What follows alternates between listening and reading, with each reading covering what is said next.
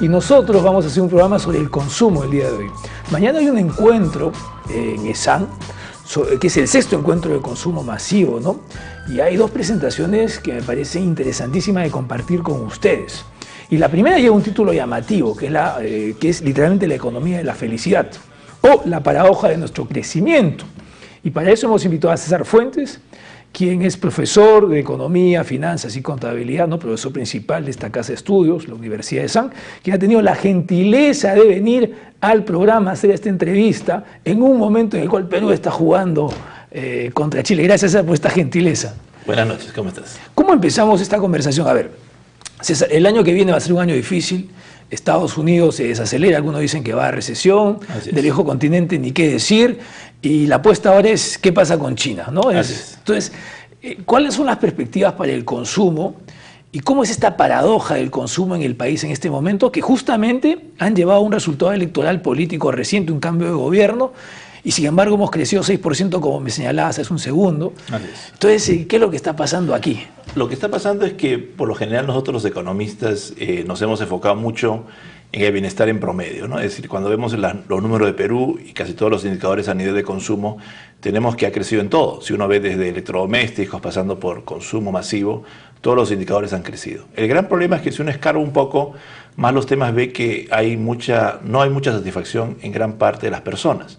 Y justamente la economía de la felicidad, o lo que busca o trata de entender, es cómo tenemos un crecimiento y tenemos, ¿no es cierto?, a nivel, por ejemplo, político, un cambio no solamente en este último gobierno, sino hace 5 años también, donde la población siempre está buscando una alternativa política, a pesar de, como vuelvo a señalar, Perú ha tenido resultados espectaculares desde el punto de vista económico y agregado. Hemos sido la economía de la infelicidad. ¿Cómo ser la economía de la felicidad? Fundamentalmente el tema es, y acá coincide probablemente los temas que ahora está planteando el gobierno, fundamentalmente es que lo que tienes es probablemente que en el camino hemos tenido un incremento en términos de brechas. Si bien es cierto, los sectores C y D han crecido y lo demuestran los volúmenes de compras, claramente el sector A y B probablemente se ha disparado, y eso es lo que hace complicado el tema, porque lo que uno percibe en términos de bienestar no solamente es su ingreso, sino también qué ha pasado con el vecino. No solamente qué ha pasado con el vecino, sino qué ha pasado con mi entorno. Uno compara, y eso es lo difícil de hacerlo justamente, es cuando uno ve felicidad. Felicidad no es un concepto etéreo, felicidad es un concepto relacionado a mi entorno, cómo yo me siento frente a mi entorno. Y si yo veo que mi entorno efectivamente ha mejorado y yo sensiblemente no lo he hecho, ahí entramos en un problema, ¿no? Comparaciones relativas para economistas, equidad para los políticos. Así es, efectivamente. Cuando uno habla el tema de equidad, y va a ver justamente, si uno ve cuál es la población, cuáles son las poblaciones más felices en el mundo, van a ver que son muchas poblaciones de Europa, lo que llamaríamos Europa nórdica, Dinamarca, Finlandia, y países de América Latina como Costa Rica, que tiene el tema de equidad probablemente resuelto, o de la mejor manera resuelto en América Latina. Ahora, si estamos hablando de brechas, hablamos de perfiles distintos en el consumidor. Así es. Entonces no hay un consumidor peruano, hay varios consumidores peruanos. ¿Cómo satisfacerlos eso? No hay un consumidor peruano. Lo que está ocurriendo ahora es un tema muy interesante, y justamente las ponencias de mañana tratan de esto, es que los sectores de menores ingresos tienen cada vez más un rol protagónico. Es decir, si uno ve efectivamente la experiencia de retail, la experiencia generalmente de servicios en el Perú, ha estado enfocado en los sectores A y B. Y luego el desafío que tenemos ahora en el Perú es, ahora tenemos poco a poco un perfil de consumidor que no se conoce mucho, y justamente el encuentro trata de ver ese perfil, y cada vez está llenando, si uno ve los moles, si uno ve las provincias, si uno ve gran parte de los, a nivel de grandes agregados de consumo, lo que está viendo es que es un consumidor cada vez más relevante y está poco estudiado. Ayer yo veía una cifra, ¿no? Los tres principales almacenes que operan en el país van a vender más de 4.400 millones de soles, y lo curioso es que ellos están creciendo alrededor de Lima. Así es. Y en provincias. ¿Cuál es el perfil del nuevo consumidor peruano? Es justamente lo que está ocurriendo. Si uno ve el perfil del consumidor de provincias comparado al de Lima, claramente ve, ¿no es cierto?, diversos niveles. Lo que ve, por ejemplo, ahora en términos de sofisticación, tenemos probablemente el consumidor de Lima, y luego ya acercándose probablemente las zonas de Arequipa y Trujillo. Lógicamente, quizá en términos de consumo, lo que está más rezagado es lo que llamaríamos el sur peruano, lo que llama fundamentalmente la zona de Ayacucho, Huancavelica, que hay problemas mucho más serios ahí de ingresos. Pero si uno ve la costa norte, si uno ve lo que llamaríamos Sierra Sur, que es Arequipa, claramente tenemos que se está acercando al perfil de Lima y la brecha está disminuyendo. Entonces lo que tenemos hoy, que lo que parecía lejano, que tuviéramos hoy centros comerciales en provincias como era lejano hace 10 años, ahora es una realidad y probablemente sean los sectores que crezcan más en los próximos años. Ahora, y con relación a el consumidor peruano, con relación a las tendencias del consumidor en el mundo, ¿tú cómo lo encuentras? Porque se nos abre oportunidades en la medida que estos mercados dejan de ser atractivos para los capitales vienen acá y los capitales vienen en forma también de bienes que se ofrecen o servicios que se dan. Así es, lo que está pasando es que poco a poco el consumidor peruano se está sofisticando. No tenemos los niveles inclusive de otras partes de América Latina, pero ya hay indicios, ¿no?, que cada vez más la cuota de servicios está creciendo. Por ejemplo, el boom gastronómico que tenemos en Lima y en Perú en general no se explica si no tuviéramos un cierto nivel de ingresos. Es decir, la gente ya tiene hoy, ¿no es cierto?, lo que llamaríamos un poco más de dinero para entretenimiento, un poco más de dinero para salir los fines de semana, y no solamente en los sectores A y B, sino también ya eso trasciende a los sectores C y D. Entonces lo que tenemos ahora es, y esa explicación de que el turismo, el boom gastronómico se está dando también a nivel local, tiene que ver directamente con cada vez mayores niveles de ingresos.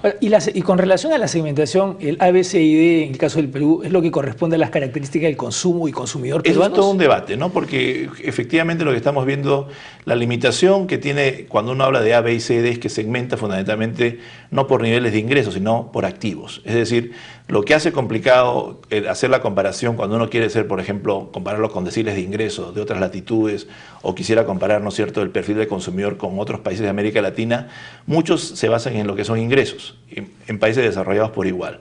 Entonces, acá nos hemos acostumbrado a esta segmentación de A, B, C y D, que a veces nos engaña porque no vemos el flujo, sino vemos fundamentalmente los activos que tienen las personas. Ahora, ¿y cuáles son los perfiles de los consumidores en mercados que pueden ser comparables con los nuestros y allí cómo se les mide? ¿De la misma forma que nosotros lo hacemos? Depende. Justamente mi colega Raquel va a hablar de ese tema más adelante, pero fundamentalmente en América Latina se tiene mucho esta segmentación que llamaríamos por activos, ¿no? ¿Por qué? Porque acordemos que América Latina también es en gran parte, en el caso de Perú es muy patente eso, una economía donde el sector informal es grande. Entonces, la posibilidad de medirlo por ingresos nos puede engañar. Pero el activo, ¿no es cierto?, la casa, las propiedades, el televisor, sí nos da algún referente del ingreso estimado para poder haber comprado ese activo. Entonces, en ese sentido, el ABCD es interesante. En otros países donde el sector informal es mucho más pequeño, supongamos en Chile, en países como Argentina, lógicamente esta segmentación quizá no nos puede ayudar a ver lo que nosotros vemos en el Perú. Yo te hacía esa pregunta porque dependiendo de las características que tenga el consumidor peruano, también se construyen políticas públicas. Y este es el gobierno que justamente se eligió con el tema de la inclusión y de la equidad.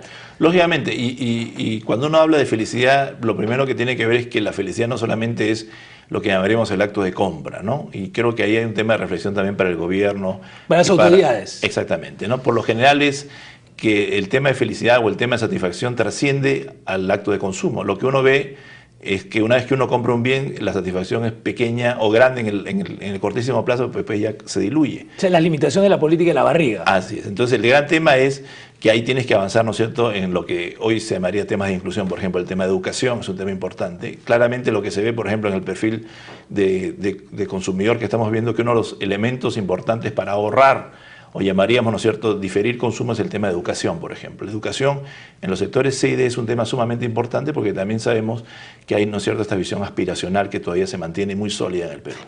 Y con relación a ese tema, tú lo colocarías como prioridad número 1, ¿no es cierto? ¿Y cómo ofrecérselo? Porque tenemos 100 universidades en el Perú.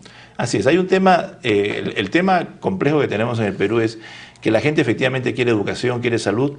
El gran tema que tiene que hacer el Estado es el tema de regulación de estándares, regulación de calidad, porque lo que ocurre también es cuando no hay una satisfacción a nivel de consumidor y a nivel de población, se genera una frustración. Y justamente la contrapartida de hablar de una comunidad aspiracional o de un país aspiracional como el Perú es que si no se llegan a las metas te genera una frustración grande, ¿no? Y ese es el problema. Y para cerrar la entrevista, César, es riesgos, oportunidades del consumo y para el consumidor peruano. Bueno, los riesgos están probablemente qué va a pasar a nivel global, ¿no? Si uno ve los números a nivel macro Perú y tanto a nivel de política monetaria y fiscal no hay problema. El gran tema es que nosotros dependemos de commodities, fundamentalmente de lo que va a pasar con China en los próximos años. A nivel doméstico... O sea que el ministro hace bien en rezarle a China. Probablemente no rezarle a China, pero sí ver qué políticas tenemos que hacer, lo que llamaríamos políticas fiscales y monetarias anticíclicas. Y es probablemente la tarea que tiene que hacer tanto el MES como el Banco Central de Reserva. A nivel de oportunidades, yo creo que lo que se está abriendo hoy es un mercado de provincias sólido en el sur, sólido en lo que es el norte y también toda la parte periurbana de Lima, que también ha sido una zona descuidada que recién, relativamente hace poco tiempo, tenemos, ¿no es cierto?, un boom de todo lo que es el retail. Entonces yo creo que hay en las áreas periurbanas de Lima y en todo lo que son las zonas de provincias, tanto en el norte como en el sur, una oportunidad excelente de negocios. César, muchísimas gracias por venir.